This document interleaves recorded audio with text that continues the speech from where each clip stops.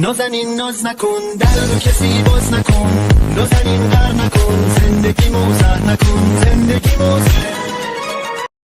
അസ്സലാമു അലൈക്കും വറഹ്മത്തുള്ള എല്ലാ പ്രിയപ്പെട്ട കൂട്ടുകാർക്കും നമ്മുടെ പുതിയൊരു വീഡിയോയിലേക്ക് സ്വാഗതം. 4ാം ക്ലാസ്സിൻ്റെ അറബിയാണ് ഇന്ന് നമ്മൾ പറയാൻ പോകുന്നത്. അറബി എന്ന് പറയുമ്പോൾ പൊതുവേ വളരെ ഈസിയാണ്. പിന്നെ ലൈക്ക് ചെയ്യാത്തവർ സബ്സ്ക്രൈബ് ചെയ്യാത്തവരൊക്കെ ആദ്യം ചെയ്തോളി, എന്നിട്ടേ ബാക്കി പറയുന്നുള്ളൂ. Okay, ready. നഖറ ഉൽ ഫിഖറ വ നുജീബു. അപ്പോൾ ഈ ഒരു ഫിഖറ വായിച്ചിട്ട് ഉത്തരം എഴുതാൻ വേണ്ടിയിട്ടാണ്. തസ്കുനു ഉസ്റത്തു ജവാദ് ഫി ഖറിയത്തി മഅ ജദ്ദി വ ജദ്ദത്തി വയുഹിബ്ബു ജവാദ് വ ഉഖ്തുഹു മാജിദ വ ജദ്ദത്തു കസീറൻ. ഓക്കെ, തഖുസ്സുൽ ജദ്ദത്തു ഖിസസൽ ഹയവാനാത്ത് ഹയവാനാത്തി വ തുയൂരി. ഹയവാനാത്തിൻ്റെയും തുയൂറിൻ്റെയൊക്കെ കഥകളൊക്കെ ഇങ്ങനെ പറഞ്ഞു കൊടുക്കാനും.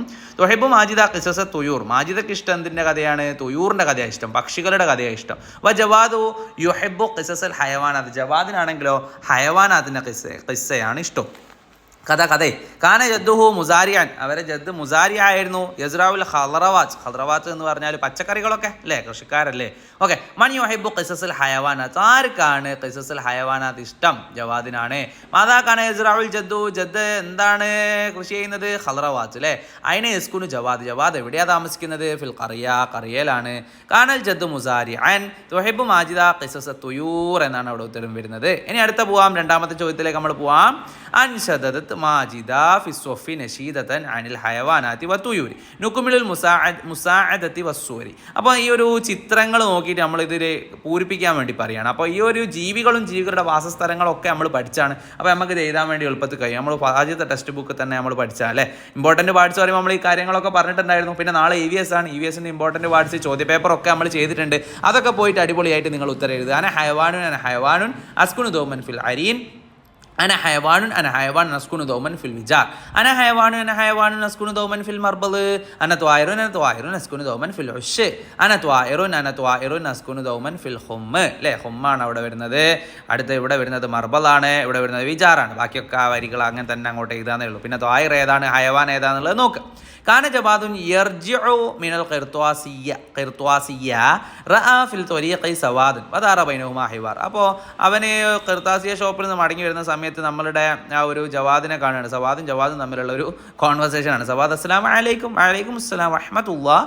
മാതാ ഫിൽ കീസ്. അവിടെ എന്താ വരിക? മാതാ വരിക. എന്താ എൻ്റെ കബറിൽ എന്താ? അല്ല, ഔറാഖുൽ മുലബന ദബ്ബാസ. ഔറാഖുൽ മുലബനയും ദബ്ബാസയാണ് എൻ്റെ കയ്യിലുള്ളത് കേട്ടോ. മീൻ അയിന ഇസ്തറൈ. തഞ്ഞ് എഴുതുന്നത് വാങ്ങിയേ മീനൽ ഖിർത്വാസിയത്തിൻ നുജൂം. അപ്പോൾ അടുത്ത ചോദിക്കും ഡേഷ് ദബ്ബാസ എന്നാണ്. കമിത് ദബ്ബാസ അല്ല ബിക്കം ദബ്ബാസ. എത്രയാണ് ദബ്ബാസക്ക്? 40 രൂപീയ. ഇല അയിന തദ്ഹബു. ഇനി എങ്ങോട്ടേക്കാണ് പോകുന്നത്? അന ഐളൻ ഇലൽ ഖിർത്വാസ. എനിക്കൊരു പീടിയെ കൂടെ പോകാനുണ്ട്. അപ്പോൾ മാതാ തുരീതു അൻ തെസ്തരി. ഇനി ആടുന്ന് എന്താ വാങ്ങാൻ ഉദ്ദേശിക്കുന്നത്? അപ്പോൾ അഖലാമുൽ മുലബൻ. എനിക്ക് ആടുന്ന് കളർ പേനയും കൂടി വാങ്ങണം. ശുക്രൻ ആഫുവൻ. ഇനി അടുത്തതൊരു ഖിസ്സയാണ്. ഈ ഖിസ്സ നമ്മളോട് ഓർഡർ ആക്കി എഴുതാൻ വേണ്ടി പറയണം. അപ്പോൾ അതിൽ ഒന്നാമത്തത് വരിക ലഇബ അർഷദ് ഫിൽ മത്തർ. അർഷദ് മയത്ത് കളിച്ചിനു.